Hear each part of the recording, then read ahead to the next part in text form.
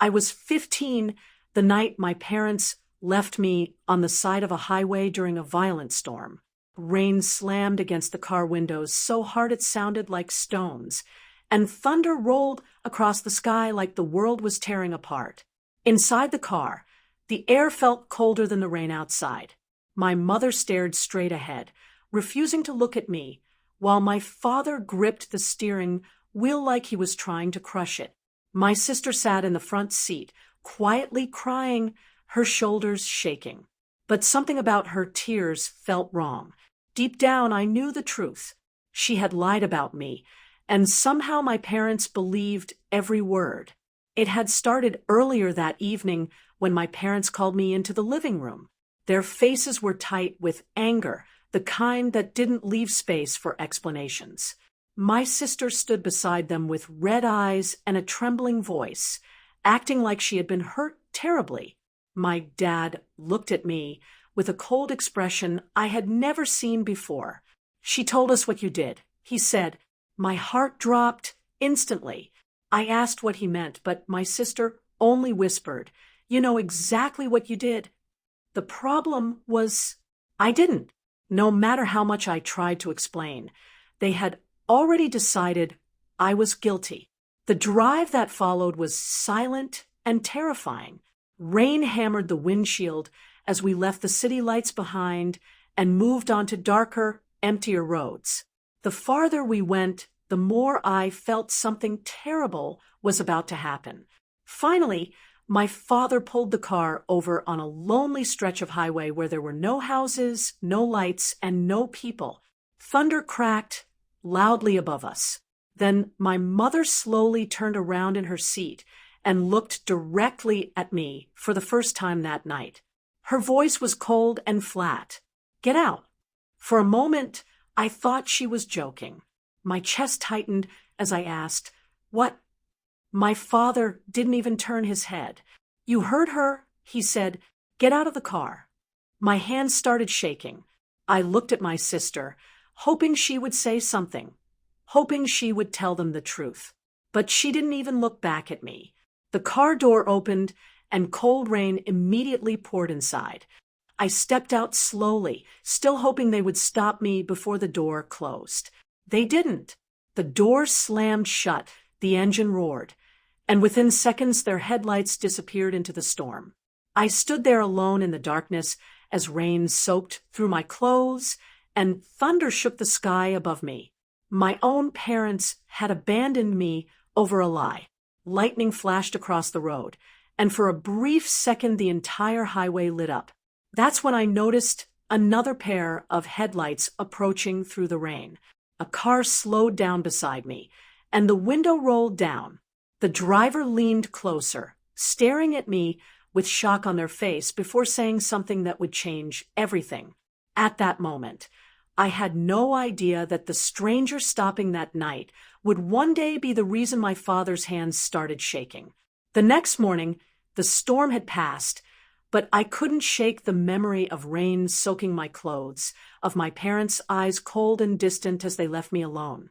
I knew I had to act, not with anger, not with shouting, but with the quiet, calculated power I had started building. First, I called the only person who could help me regain control. A family lawyer I barely knew, someone my parents would never suspect I could contact.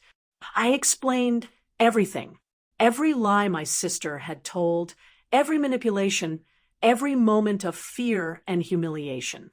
The lawyer listened carefully and then said exactly what I needed to hear. "You have all the evidence you need to protect yourself, and you have the right to turn this around."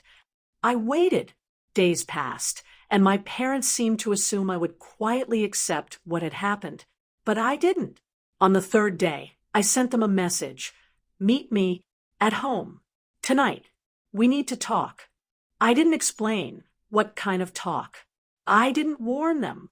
I wanted to see the panic on their faces when the truth hit them. When they arrived, their expressions were carefully neutral, but I could see it flicker. That tiny, involuntary twitch, the first sign of fear. My father's hands were slightly trembling as he reached for the door handle. and my mother's eyes darted nervously across the room. My sister, expecting confrontation or begging, looked smug, ready to manipulate. She thought she still had control. She thought she was safe. I stood calmly, letting the silence build. Short, measured breaths. My presence filled the room more than words ever could. Finally, I spoke. You think you can abandon me. You think you can let lies control everything. But I have something you don't know. I pulled out the folder I had prepared, legal documents, proof of my sister's lies, messages I had collected, even an affidavit confirming my parents' neglect. Their faces changed instantly. Confusion, denial, then panic. My hands are tied now, my father asked, voice cracking. No, I said quietly. Yours never were, but mine are free. Every word I spoke was deliberate. No yelling, no drama, just truth. The room felt heavier with each sentence, like the air itself was forcing them to see reality. My sister tried to interrupt, tried to justify herself, but I calmly held up a hand. Not now. You need to listen first. I explained everything. The storm, the abandonment, the lies. I described the night they left me, the headlights in the rain, the stranger who saved me. I described how I had reached out for help, how I had built protection around myself legally and emotionally. I watched as my father's face went pale. He realized that the child he thought was powerless had grown into someone completely untouchable. My mother's lips quivered. My sister's eyes filled with something she hadn't felt before. Fear. They tried to argue, tried to manipulate, tried to guilt me, but it didn't work. I was calm, collected, composed. Short sentences. Controlled tone. I had learned that power didn't come from screaming. It came from being untouchable, untethered, untouchable by their words or actions. By the time the conversation ended, the shift was complete. They knew it. I knew it. The very people who had abandoned me had lost their hold. My father's hands, once trembling, now shook because he realized they had already lost me, not because I had punished them, but because I had protected myself. My sister tried one last time to sneak a manipulation into her words, but I met her gaze calmly and said, "Your lies don't matter anymore. Not to me." I hung up, alone in my room, and felt a wave of quiet strength. No anger, no revenge, just clarity. They had underestimated me. They had abandoned me, and in doing so, they had sealed their own loss of control. From that day forward, the dynamic had changed forever. I didn't need to prove myself. I didn't need to fight. I didn't need to yell. The storm had passed, but the power it left me with was permanent. They had thought they could scare me, silence me, break me. Instead, after that night, everything changed. I didn't need to shout or beg.